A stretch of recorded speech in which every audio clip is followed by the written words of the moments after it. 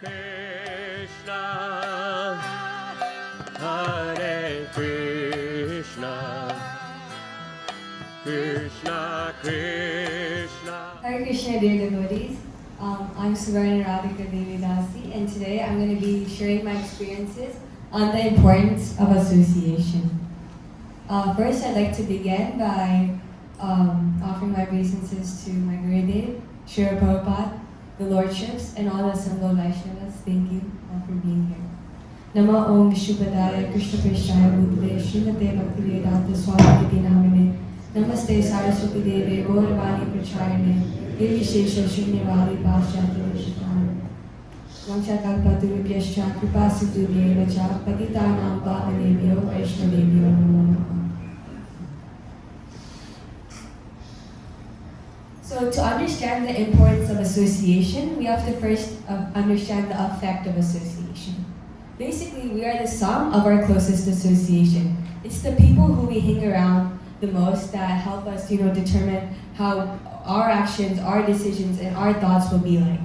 So that's why it's really important to choose the right association. So to some extent, we can choose how we want to be by choosing the right people to hang out with. And that brings us to the point that different people bring out different sides in you. So try to hang with the people who bring out the best in you so that you can be the best version of yourself at all times. Some Shastric examples of how association is really important and can make or break you as a person. So first we have Dvivida. Dvivida was first a minister in King Sugriva's monkey army, and he served Lord Ram in the Ramayana. But later, that same Dvivida fought with Lord Balaram. And this was because he fell down due to bad association of his demon friends like Narakasura and so on. And another classic example of association is Jagai and Madai.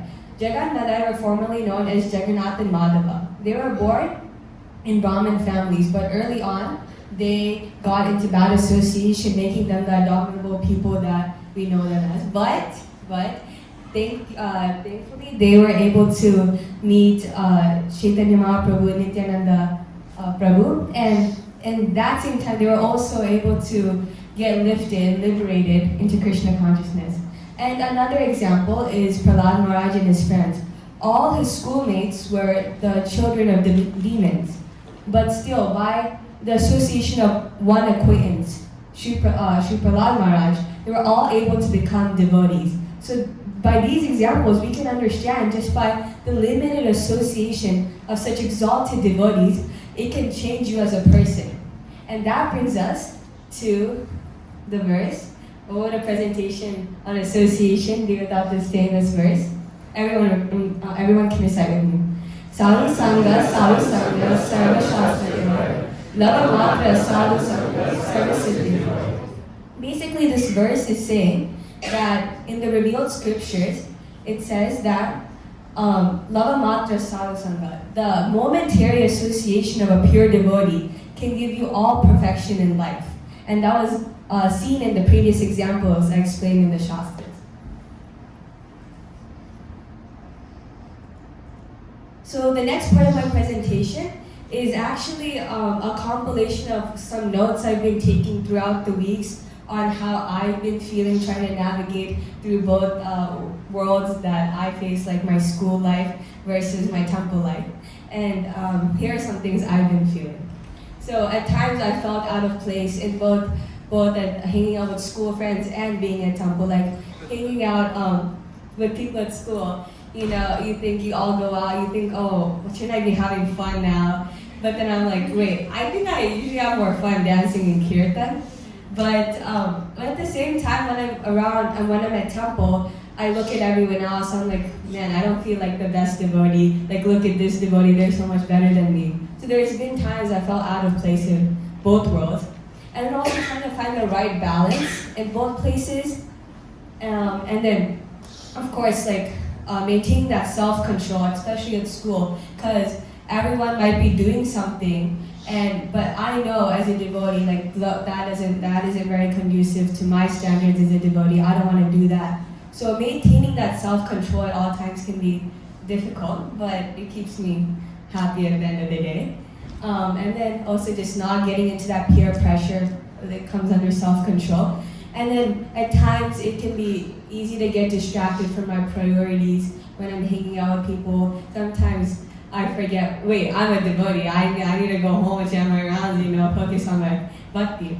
And again, it can be draining and sometimes even confusing trying to switch between both roles. For example, last year after taking initiation, I think it was on Halloween. I got initiated. We went to Harinam. It was blissful. It was an amazing night. And then the next day, Monday, it was school. And you would think the day after your initiation, you want to get up at 5, chant all your rounds, you're newly initiated, No, I woke up late, didn't chant a single round, missed my bus, and go to school. And then during class, I'm like, why am I even here? Didn't I get initiated last night? And it's so funny to just so interesting to see how I have to switch accordingly between both worlds. Anyways. There's definitely solutions to this, trying to navigate through both the worlds. And I feel that introspection has really helped me because there's no way I can fit completely into both the standards of either side. So trying to find what's suitable for me through introspection helps me practice bhakti in a way that I feel I can get closest to Krishna by. And also another thing, to help not feel as drained or confused is by embracing both my roles, not trying to force them to keep it separate. Because I feel like trying to switch, I shouldn't have to try to switch actually. It's just me. I'm a devotee and I also go to school, and I should just embrace that both. And actually, I can use both sides to help me as a person. As a devotee, I can use my connections with the outside world. I know what people like, what the trends are, and I can use that in my preaching to be more relatable. Because then they'll be able to connect with me and be like, oh, devotees are not that far-fetched. They're still like everyone else. And in the same way, I can apply my principles in bhakti when I'm outside in the world, and to maintain my self-control and not get too entangled in the Maya and what everyone else is doing. And then about choosing the right association, finding sustainable relationships is really important. And one way you can do that is by this nourishment check. I heard it in a podcast a couple months ago, which I've been practicing. So basically it's when after hanging out with anybody, you can just take a minute or so just to reflect on how do you feel. Do I feel more nourished? Do I feel more drained after hanging out with this person? And based on that evaluation, you can try to hang out with people who you feel more nourished around and try to maintain some distance around people who you feel drained with. In this way, you can build the best, closest association so that you can be the best version of yourself. And again, finding like-minded association is really helpful when choosing association. Because when you find people who are like you, who believe in the same things, who have the same energy as you, it can be less draining to hang out with them, and also it reduces conflict, I feel. And then, with that being said, of course, having that constant, sincere devotee association to keep you in check all the time. For me, I might be at school 5 days of the week, but every Sunday, I get to have that, Krishna jump start to my week, coming to the Sunday feast, talking to the youth, and just gathering all my, getting ready for the week. And of course, throughout the week, listening to lectures, even talking to your devotee friends can help you replenish your bhakti as needed, so that you don't get distracted when you're trying to navigate through the world. And another important verse to mention when talking about association, in Nectar of Instruction, verse 4, it states, Dadati pratigurnati guhyam akhyati prichati bhunte bhojyate cheva shadvidam priti lakshana. Basically, these are the 6 loving exchanges between a devotee. And I actually like to focus mostly on guhyam akhyati prichati because I feel like that's helped me most. And I just feel like when you are able to reveal to devotees how you feel, your close devotees, it really builds your relationship with devotees.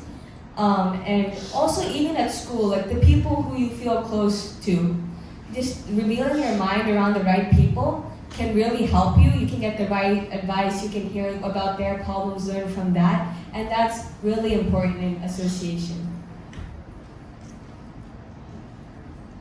And then how to find your happy people. I described how you can do that a lot in the previous slide, but another little list or like a check you could use is like,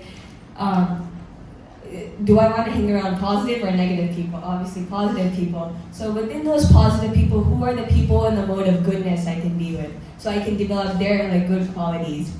And within those people in the mode of goodness, who are the spiritual people who also practice spiritual things like me, that I can relate to. And within the group of spiritual people, who are the devotees who are also trying to get closer to Krishna like I am. So hanging out with them is good. And yeah, like having this good devotee association is like a fence so that you don't, get too entangled into Maya. And another important note that I've noticed, especially in going to school and stuff, focus on feeling happy instead of looking happy. A big part of finding good association is finding where you feel genuinely happy. Like for example, in high school, you can see those popular groups of people. You might look cool to be a part of them, you might look happy being a part of them, but you realize once you're a part of them, man, they're kind of shallow. Is this even fun being with them? I feel more fake. But then when you're around a group of people, they might not be as well known. At least you're having fun, At least you might not look cool, but you might look kind of stupid, but at least you're having fun. That's all that matters. And at the end of the day, if you're objective, some people's objective is to look cool. But instead of trying to look cool but be sad, it's better to genuinely be happy, because everyone's just trying to be happy. So when you look so happy, everyone's like, oh, I want to be like that. But that doesn't have to be your focus. Just try to be happy.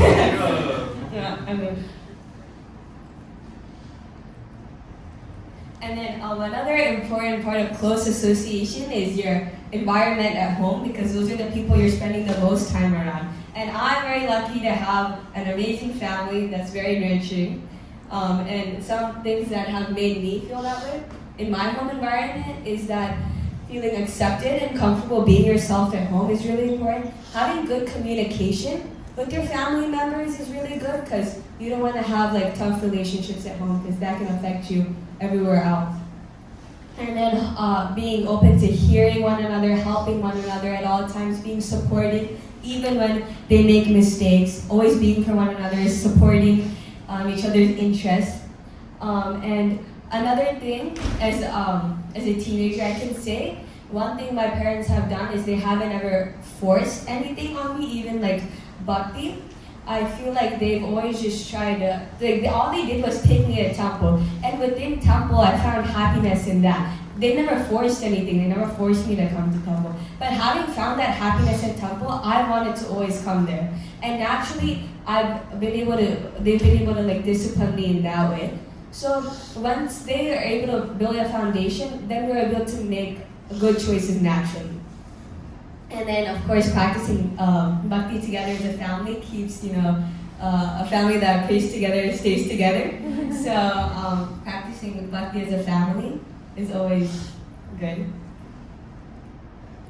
And then, of course, talking about yourself. Self-care is really important. Always stay positive, nurture your body and mind. And you can do that by knowing when to take breaks, exercising, being kind, saying nice words to yourself. And then another thing is not lying to yourself. Let's say you're setting goals and you're promising yourself, I'm gonna do this. And try to keep up with those goals, because if you don't, you're gonna build distrust within yourself. And at least try to trust yourself if you can't trust anybody else. Try to keep up your goals, Don't lie to yourself about procrastinating and stuff. And then basically just understand yourself, encourage yourself, be a friend to yourself, and be that trusting friend you want to yourself.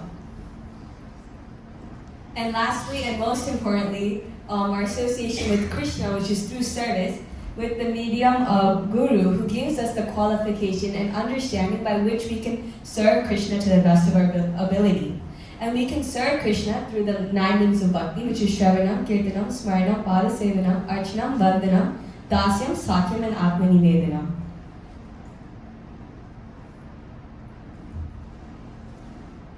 So in summary, I talked about the effective association and how we should choose the right people to hang out with so that we can be the best versions of ourselves. And I also discussed some problems in trying to navigate between our 2 types of association. And some solutions are embracing both sides, interest, like self-introspection, checkups with like devotees, family members, to make sure your bhakti is constantly being replenished and so you don't get too distracted, and finding the right association, having a good home environment, and taking care of yourself, and of course, always serving Krishna under the guidance of Guru.